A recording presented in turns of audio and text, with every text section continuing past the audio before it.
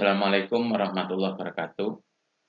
Di video kali ini kita akan membahas beberapa hal atau serba-serbi tentang desain database. Disebut serba-serbi di sini karena beberapa hal tersebut sebenarnya tidak berhubungan ya. Tidak berhubungan, jadi temanya saling lepas. Tapi tetap kita harus mengetahui hal-hal tersebut agar kita bisa melakukan desain database dengan baik. Hal pertama yang harus kita ketahui yaitu tentang redundant relationship ya, redundant. Jadi redundant itu maksudnya ganda. Ya, jadi dua hal tapi menyatakan hal yang sama ya. Redundant relationship itu relationship yang bisa dihubungkan dari gabungan beberapa relationship lain. Ya, jadi ada satu relationship, terus di pihak lain itu ada dua atau tiga. Nah, relationship yang satu bisa diturunkan dari gabungan dari relationship yang lain. Ya. Nah, relationship yang satu tersebut itu dinamakan direct relationship. Kemudian gabungan beberapa relationship yang lain itu namanya indirect. Ya. Nah, kalau ada redundant relationship, maka relationship yang direct ini kita hapus. Ya. Kenapa? Karena informasinya atau datanya bisa diturunkan dari yang indirect. Ya. Salah satu indikasi dari redundant relationship adalah area tertutup di ERD. Namun tidak semua area tertutup pasti berstatus redundant relationship. Nah, contoh ya. Jadi di sini ada 3 relationship, departemen. Departemen itu bagian ya kalau di kantor. Ada bagian keuangan, produksi, penjualan. Kemudian pegawai. Ya. Antara departemen dan pegawai punya relationship ya. Jadi pegawai itu kan pasti berada atau bekerja di bawah departemen tertentu, ya kan? Itu makna relationship-nya.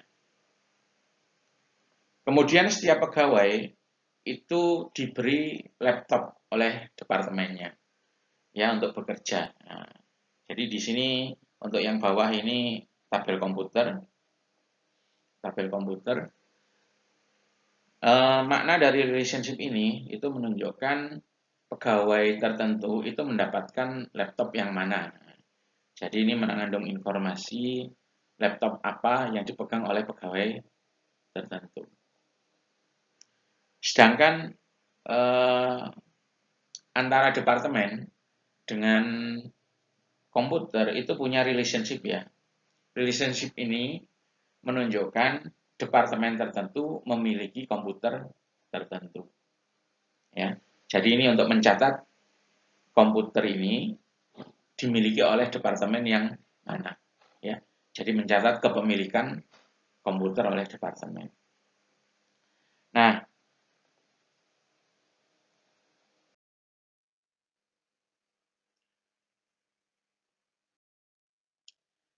di ERD kedua ya sama dengan ERD pertama, tetapi antara departemen dengan komputer itu tidak ada relationship-nya.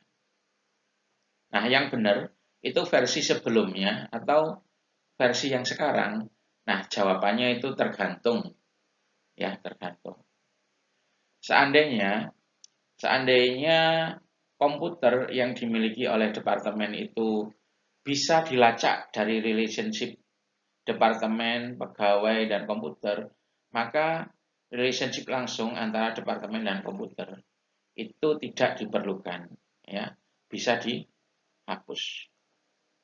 Contoh ya, misalnya departemen D1 ya, punya pegawai B1 dan B2 ya. P1 pegang laptop L1. P2 pegang laptop L2.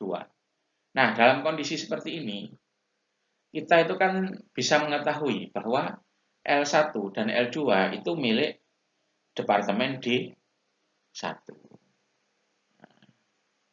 Jadi kalau semua komputer di tabel komputer ini bisa kita ketahui departemennya atau milik departemen yang mana melalui jalur entitas pegawai, maka relationship langsung antara departemen dan komputer itu tidak diperlukan. Ya. Jadi antara departemen dan komputer itu kan bisa punya direct relationship ya. Ini yang namanya direct.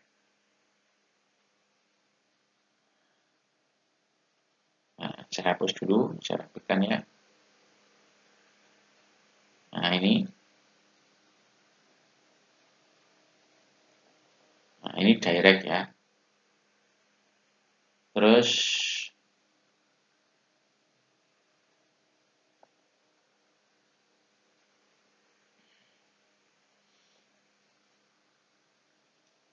yang melalui departemen pegawai baru komputer itu namanya indirect. Indirect. Terus di sini ada laptop 1, ada laptop 2. Nah, kalau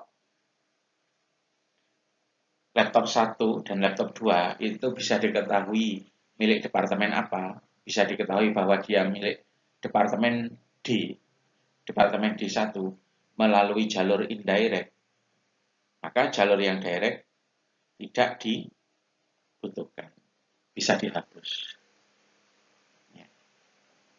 Nah, itu yang dimaksud dengan redundant relationship ya.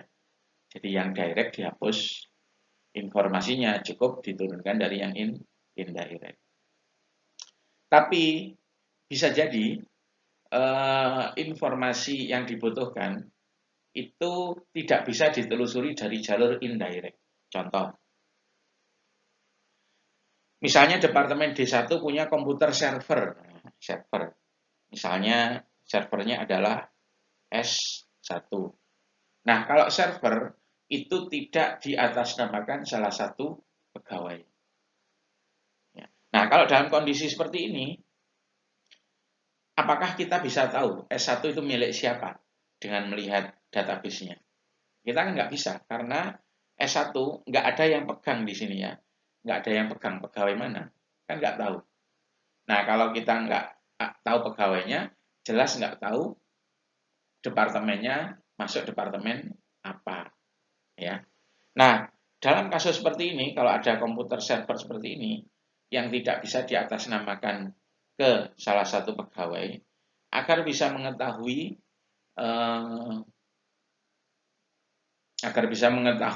server tersebut milik departemen apa, maka mau nggak mau kita harus tetap mengadakan ya relationship ya antara departemen dengan komputer, sehingga kita bisa tahu server 1 itu milik departemen D1. Nah, itu merupakan solusi yang ditunjukkan di gambar sebelumnya. Jadi gambar sebelumnya dan gambar ini sama-sama benar. Ya, sama-sama benar. Tergantung kondisi dari departemennya. Ya, kalau di departemennya semua laptop itu diatasnamakan ke salah satu pegawai, maka yang benar adalah gambar ini. Tetapi kalau ada komputer yang tidak diatasnamakan pegawai, namun komputer tersebut harus diketahui dia punya departemen apa, maka solusi di halaman sebelumnya yang pakai direct itulah yang lebih tepat.